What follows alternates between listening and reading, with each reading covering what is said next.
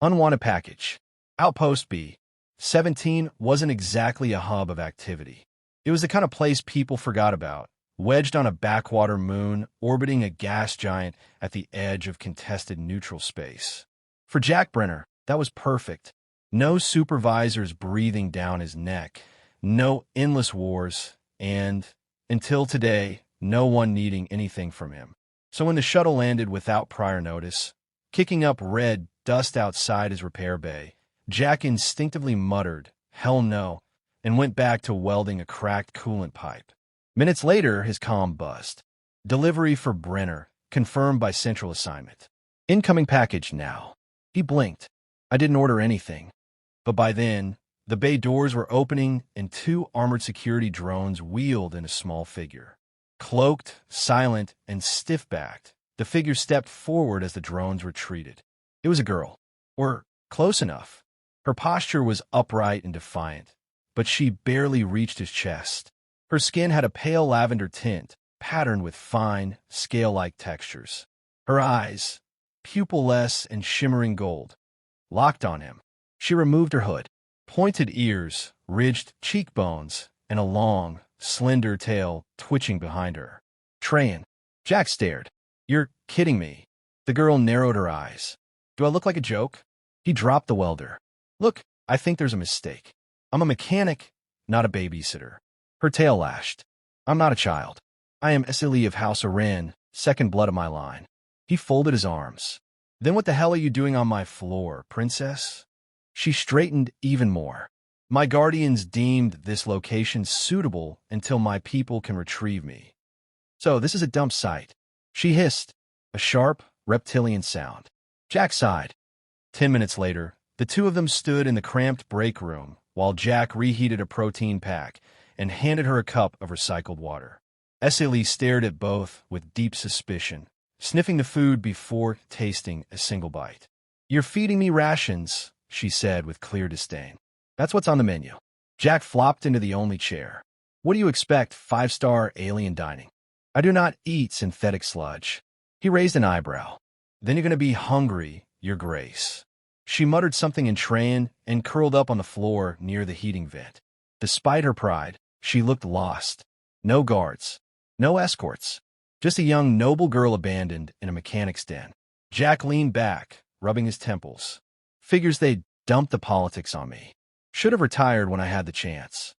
Later that evening, Jack returned from inventory to find his tool bench reorganized. Screws were sorted. Wires arranged by thickness. Tools wiped and stacked. In the middle of it, Vasily sat cross-legged, tail twitching, examining a disassembled power cell like it was a holy relic. Jack stepped forward. "Hey, that's live." "It's deactivated," she interrupted, not looking up. "Old model. Voltage bleeds, already grounded." He blinked. "Huh." Esili glanced at him sideways. "What?" "Surprised an alien girl knows basic mechanics?" "No. Surprised you didn't fry yourself." She stood, walked over, and glared up at him. "Just because I'm small doesn't mean I'm weak. Or stupid. We're yours." He frowned. "I didn't say you were." She stepped closer. "You look at me like I'm some lost pet." "I'm not your pet." Jack opened his mouth, then closed it, then grunted, "Okay." And with that, he turned back to his bench. No apologies. No fuss. Just silence. Esili stood stiff for a moment longer, as if waiting for a fight. When none came, she walked back to the bench and continued sorting capacitors without another word. That night, Jack fell asleep in his bunk, exhausted. Power outages, broken relays, strange alien girls, too much for one day. But sometime around midnight, he stirred. Something felt off. He blinked groggily, then noticed the faint glow from the generator room door, left ajar. He got up, shuffled over, and looked inside. There she was, Esili, curled up on the warm floor beside the reactor conduit. Tail wrapped around her legs, arms tucked in, breathing slow. For someone who claimed not to be a pet, she looked an awful lot like a stray. Jack watched her for a moment, then pulled a blanket from the shelf, stepped in, and draped it over her shoulders. She shifted slightly, but didn't wake. He didn't say anything, just stood there a moment longer, then left the room, door slightly open, lights dimmed. And for the first time in years, Jack felt not alone. Lines in the dust. Jack woke the next morning to the faint scent of solder and something burnt. He bolted upright and rushed to the workshop. There was Silly, perched on a stool, holding his micro-welder like a scalpel and proudly inspecting a half-melted circuit board.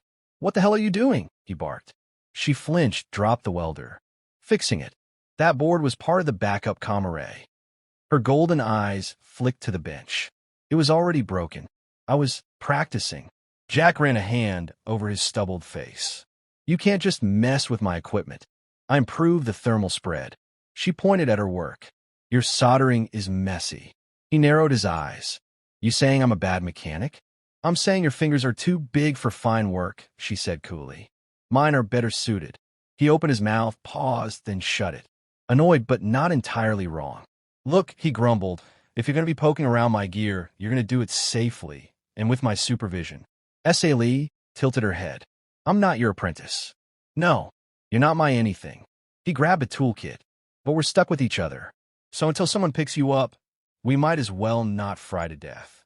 She considered that. Agreed. The next few days settled into an uneasy rhythm. Jack kept working, repairing old drones, servicing atmosphere filters, and trying to make sense of the junk central command called support requests. Esili trailed behind him, watching everything. She never asked for help, never admitted tiredness, never said thank you. But slowly, she began doing things, organizing parts, fixing minor power couplings, even patching a leak in the hydro tank before Jack noticed it. She wasn't a pet, but she wasn't a guest either. One evening, Jack handed her a bowl of warm scent stew, his attempt at real food. She sniffed it, raised a suspicious brow, and took a bite. Then another, then silently polished it off. Jack smirked. "Still sludge." Esili wiped her mouth with her sleeve. "It's tolerable." He chuckled. "I'll take that as a compliment." Later that night, a distant thunder shook the ground. The moon's jungle storms were no joke. Violent electric fronts that fried comms and occasionally shredded out buildings. Jack sighed, stood up, and reached for his gear. Storm fronts pushing east. "If I don't secure the relay tower, we're going to lose uplink." Esili stood as well. "You'll need someone to guide the tools." He waved her off. "This isn't a playground. It's high voltage and 30-foot winds." "I can balance better than you," she replied flatly. "Your knees crack when you bend." He frowned. "That's classified." She smirked. First time he'd seen her smile, just a flicker. Together, they climbed the service tower in the howling wind. Jack's boots magnet-locked to the steel beams, while Esli, astonishingly, scrambled up with her claws like it was nothing. She clipped in next to him, unfazed. Lightning lit the sky. Jack handed her a toolkit. "Follow my instructions. No sudden moves." Understood.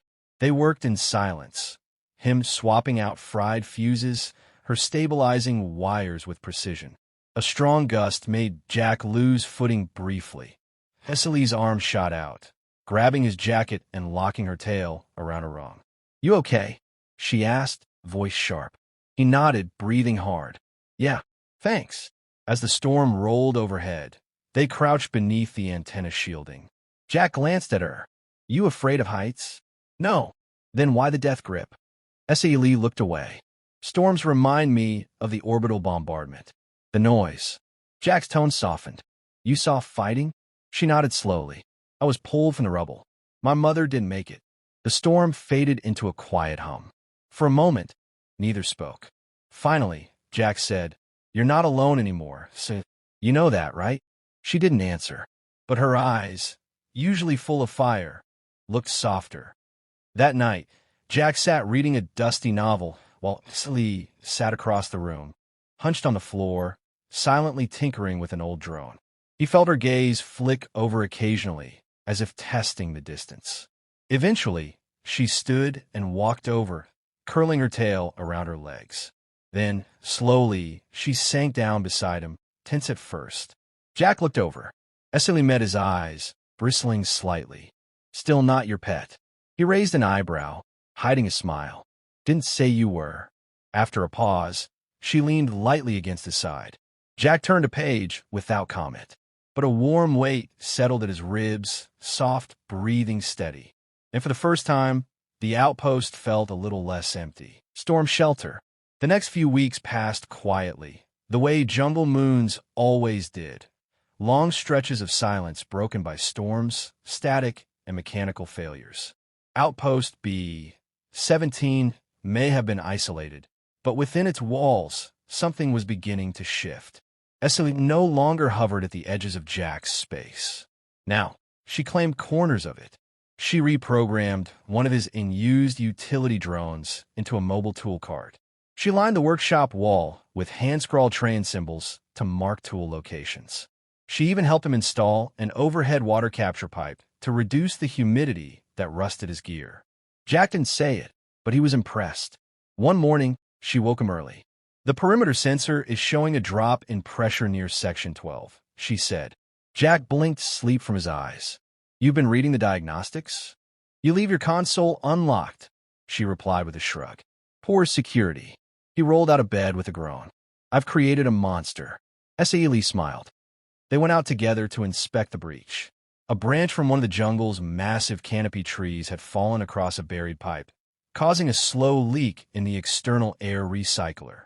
As Jack climbed down the shaft to begin repairs, Essie stayed above, monitoring pressure levels and oxygen flow. "Status?" he called up. "Stable," she said. "You've got 15 minutes before the backup kicks in. Plenty of time. You said that last time and nearly blacked out." He grunted. "One time, you drop a wrench on your foot, and suddenly you're a safety expert." She snorted. "I'm just saying, humans are fragile." "You're not wrong." By the time he climbed out, covered in dirt and sweat, she had already laid out water, gloves, and a rag. He raised a brow. "What's this service with a snarl?" She looked away. "Efficiency improves outcomes." Jack drank the water, grinning. "Still not my pet, huh?" Her tail flicked. "Never." Later that night, a communications ping echoed from the long-range satellite dish, something rare. Jack pulled up the file. A message. Encrypted, formal. "Transmission, Train Envoy incoming. ETA, 72 hours. He glanced across the room at Essie, who was sitting cross-legged, repairing the utility drone's arm actuator. "Hey, see," he said quietly. She looked up. "Your people are coming for you. A Train Envoy. 3 days out." She didn't respond at first, just stared at him, gold eyes unreadable. Then, slowly, she looked down at the drone in her lap. "I see. You okay?" he asked. "I knew they would come eventually." "Still," Jack said, walking over. "This has been your place for a while now." She nodded once. Then, "Will they make me go?" Jack paused. "They have the right. You're under their care. But what if I don't want to go?" That made him stop. He crouched next to her. "You don't feel safe with them?" Essie was silent for a long time. "Then it's not that. I understand this place. You don't ask things I can't answer. You don't look at me like I'm fragile. I know where I stand." Jack nodded. "Out here, it's all survival. No politics. No hierarchy. Just what works." She gave a small smile. "Exactly." Jack sat back. "Whatever happens when they arrive, it's your choice how to face it. But you don't have to pretend you don't care." "I don't." She said it immediately. He gave her a look. "Much." That night, a fresh storm rolled in, harsher than the last. Wind battered the walls. Lightning cracked close enough to shake the shelves. Jack prepared for blackout procedures, but Essie already had the emergency system running on backup. She moved confidently through the dark, placing stabilizers on loose shelves and shifting heat ducts to protect the generator. When he finally sat down, she sat beside him, close but not quite touching. For a while, the only sound was thunder. Then she spoke. "In my language, there is no word for pet. Only for companions you fight beside." Jack looked over at her. "So what does that make me?" She thought a moment. "Lon F. A kind of shield brother. It means someone who stands in the storm with you." He nodded. "I like that better than caretaker." She glanced sideways. "Or babysitter." He chuckled. "Especially that." A flash of lightning lit the room. For a heartbeat, Jack saw her profile, proud, tired, but at peace. She leaned over, brushing his arm lightly with her shoulder. "I'll tell them I want to stay," she said. "If that's okay." Jack didn't speak right away. He looked down at her. This strange, sharp-edged girl who'd turned his quiet exile into something warmer. Yeah, he said. That's okay. The choice. The Trayan envoy ship arrived just after dawn. Sleek, silver-edged, and quiet as falling snow, it settled on the pad outside Outpost B-17 with all the grace of a diplomat's promise. Jack watched from the workshop bay, arms crossed, the knot in his stomach tighter than he cared to admit. SLE stood beside him, dressed in a clean jumpsuit and wearing her clan pendant for the first time since she'd arrived. She looked taller somehow, straighter, but her tail coiled low, tense. You sure about this? Jack asked. No, she said, but I've made harder choices. Two Trayan officials stepped out of the ship. Both were older, robed, with patterned skin that shimmered faintly in the morning light. One carried a data tablet. The other bore the crest of Lee's noble house. The taller of the two inclined his head. SLE of House Iran, we are honored to reclaim you. Jack stood a little behind her, watching, silent. SLE didn't bow. Why now? The official blinked. There were delays. Politics. Interspecies negotiation. The humans agreed to shelter you until retrieval. I wasn't sheltered, she said. I lived here. The shorter official frowned. This was a mechanical outpost, not a home. It became one, she replied sharply. The taller one smiled, patient. You will be taken to the Central Trayan colony for reintegration, education, therapy. You'll be cared for among your own kind. Jack shifted slightly. SLE didn't move. And what if I wish to remain under human protection? She asked. The officials exchanged glances. That would be irregular, the shorter one said. But not illegal. Jack finally spoke. All three turned to him. His voice was calm, but his jaw was set. She's not a prisoner. She's not property. She gets a choice. The taller official gave a slow, diplomatic nod. If she invokes asylum status under interspecies cohabitation law, yes. SLE stepped forward. Then I invoke it. I stay. The moment stretched long and cold. The official said nothing at first. Then the taller one bowed. Very well. The will of the child is honored. But know this path is not easy. You will face challenge scrutiny. I'm used to being underestimated, she said. It's a good place to start. After they left, quietly, with an unsigned tablet and polite warnings, Jack sat back in his chair, letting out a breath he didn't realize he'd been holding. SLE sat cross-legged on the workbench, tossing a wrench from hand to hand. Well, she said, I guess I'm officially your problem now. He looked up at her. You were always my problem. She grinned. You gonna make me do paperwork? Already filed. Ugh. Bureaucracy. Get used to it, shield sister, Jack said with a smirk. That evening, they sat outside the workshop. The storm had passed, and the sky above the jungle moon was lit with twin moons and stars like spilled sugar. Jack sipped from his old metal mug. SLE was curled beside him on a folded tarp, tail lazily flicking. I thought being rescued would feel more final, she said. Rescue's not a finish line, he said. It's just a different direction. I don't think I want to be rescued, she murmured. I think I just want to belong.